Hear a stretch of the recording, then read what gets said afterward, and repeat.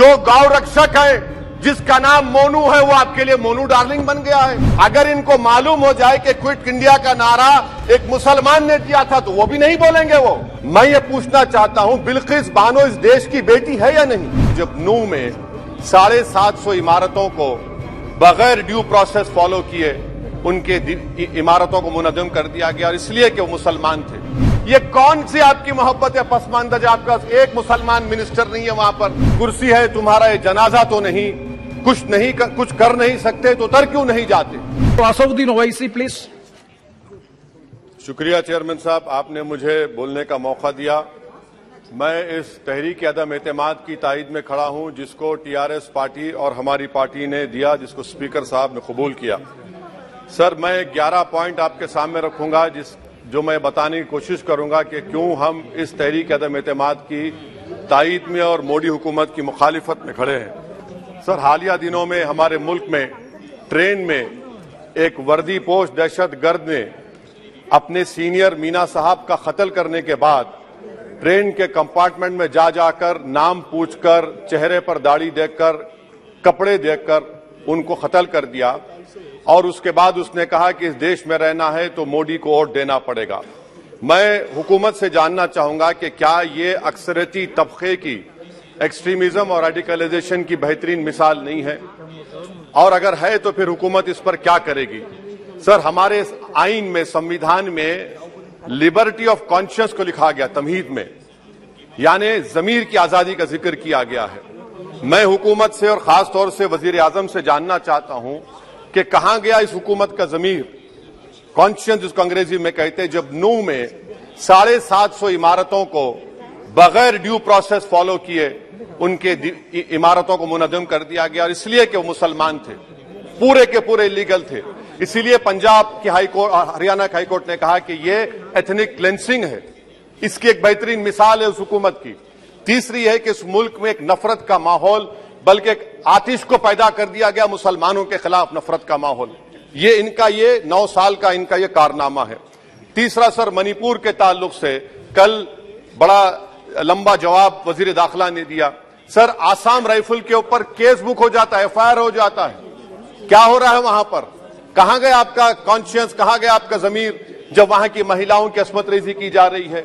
और आप मुख्यमंत्री को नहीं हटाना चाहते इसलिए क्योंकि वो कोऑपरेट कर रहा है। सर, मैं हरियाणा और मणिपुर के वजीर आला के लिए, किसी शायर ने अच्छा कहा था कि कुर्सी है तुम्हारा, ये जनाजा तो नहीं, कुछ कर नहीं सकते तो उतर क्यों नहीं जाते? आखिर कहां गया? उन ताबूतों में खो गया कि आपका कॉन्शियस, आपका जमीर, जहां पर 50,000 लोग बेघर हो गए, यानी 6 लाख हथियारों को लूटा जा रहा है। आखिर कौन सा आप इंचार्ज वहां पर हैं? सर, 14 पॉइंट, हिजाब को एक मसला बना दिया गया और मुस्लिम बच्चों को तालीम से महरूम कर दिया गया। क्या ये आपका लिबर्टी ऑफ कॉन्शियस है? कहां गया आपका जमीर? सर, अभी आपने फाइनेंस मिनिस्टर साहबा ने कहा, यहां पर डीएमके के मोहतरमा कनीमोजी ने महाभारत के द्रौपदी का जिक्र किया। मैं ये पूछना चाहता हूं, बिल्किस बानो इस देश की बेटी है या नहीं?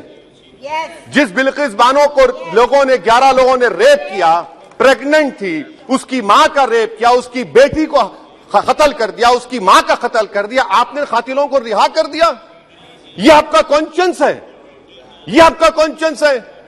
आप तो मेजोरिटेरियन पॉलिटिक्स को फरोग दे रहे हैं। सर, आज चाइना के ऊपर कोई नहीं बोलते हैं। प्रधानमंत्री मोदी ने उस वक्त 2013 में जब प्रधानमंत्री नहीं थे कहा था कि समस्या बॉर्डर पर नहीं, दिल्ली में है। अगर हम अपनी जमीन पर हैं तो डिसएंगेजमेंट क्यों कर रहे हैं? क्या आज चीन हमारी जमीन पर नहीं बैठा है? क्या आज चीन से आप बातचीत कर रहे हैं? आप डिसएंगेजमेंट कर दिए। बताइए डीएस्केलेशन, डी-इंडक्शन कब होगा? मैं आपके जरिए से हुकूमत को बता रहा हूं कि अगर प्रधानमंत्री ने अहमदाबाद में शी जिनपिंग को बुलाकर झूला झुलाया था, क्या हुआ? क्या नतीजा निकला उसका? चेन्नई दिखाया, क्या नतीजा निकला?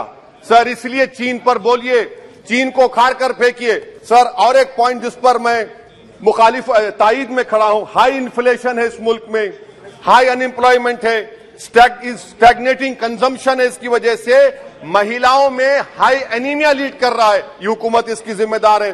सर, कुलभूषण जाधव कहां है? पाकिस्तान में बैठा है, आप क्यों नहीं लेके आते? आप विश्वगुरु कहते हैं, कुलभूषण जाधव को भूल गए आप। कतर में 8 नेवी ऑफिसर 1 साल से जेल में हैं, आप नहीं ला सके उनको। सर और एक चीज, 1991 का प्लेसेस ऑफ वर्शिप एक्ट इस ऐवान में पास किया गया था कि तारीख के जख्मों को नहीं खुरेदा जाएगा। आप खिरोद रहे हैं उनको। मैं आपको इंतबाह दे रहा हूं, वार्न कर रहा हूं, इस मुल्क को 90 के दहे में मत लेकर जाइए। 91 का एक्ट सुप्रीम कोर्ट में जवाब दीजिए कि आपकी हुकूमत 91 प्लेस ऑफ वर्शिप एक्ट की कायम है, उस पर कायम रहेगी। यूसीसी सर, इस यूसीसी का फार्मूला क्या है? एक मुल्क में एक मजहब, एक कल्चर, एक जबान। ये तो डिक्टेटरों का फार्मूला है। भारत एक गुलदस्ता है, भारत एक मोजाइक है। यहाँ पर बेशुमार जबानें, बेशुमार मज़ाहिब बोले जाते हैं और हिंदू अनडिवाइडेड फैमिली में sir I am concluding 8 crore 75 Hindu खानदानों को 3,800 करोड़ डिडक्शन मिला। इसके बारे में आप क्या कहेंगे सर? और मैं कंक्लूड करने से पहले आपको बताना चाह रहा हूं कि माइनॉरिटी वेलफेयर का बजट 40% कम कर दिया गया। पढ़ो प्रदेश, प्री मैट्रिक स्कॉलरशिप कम कर दी गई, मौलाना आजाद फाउंडेशन खत्म कर दिया गया फेलोशिप, और इसकी वजह से 1,80,000 मुसलमान हायर एजुकेशन में गायब हो चुके हैं। सर मैं इख्तिताम में कह रहा हूं कि पसमानदा मुसलमान से प्रधानमंत्री को बड़ी मोहब्बत है। ये कौन सी आपकी मोहब्बत है पसमानदा, जो आपके पास एक मुसलमान मिनिस्टर नहीं है वहां पर? इखलाक से लेकर पीलू खान से लेकर अफान अंसारी से लेकर लुकमान अंसारी, मॉब लिंचिंग पूरे पसमानदा मुसलमान की होती है। पावर लूम बंद है अंसारियों के, कुरैश बरादरी का कारोबार बंद किया जाता है। स्पीकर सर, मैं कंक्लूजन में अभी कल हमारे होम मिनिस्टर ने कहा था क्विट इंडिया। अगर इनको मालूम हो जाए कि क्विट इंडिया का नारा एक मुसलमान ने दिया था तो वो भी नहीं बोलेंगे, वो नहीं मालूम था उनको। उसका मैं कंक्लूड कर रहा हूं, उसका नाम यूसुफ मेहर अली था सर। यूसुफ मेहर अली ने क्विट इंडिया का नारा बनाया, जिसको महात्मा गांधी ने सारे देश में एक पैगाम किया। मैं कंक्लूड कर रहा हूं सर, इस देश में अगर आज क्विट इंडिया करना है तो कहना पड़ेगा चाइना क्विट इंडिया। जो गौ रक्षक है जिसका नाम मोनू है, वो आपके लिए मोनू डार्लिंग बन गया है, उसको कहिए क्विट इंडिया। सर जो लोग तुष्टीकरण की राजनीति आप कर रहे हैं, आप हिंदू अक्सरियती लोगों में हथियार बांट रहे हैं, ये आप देश के लिए खतरा पैदा कर रहे हैं। Sir I am concluding. इसीलिए हम आपसे अपील कर रहे हैं कि हुकूमत से कह रहे हैं कि आप जो सियासत कर रहे हैं इससे नुकसान देश को होगा।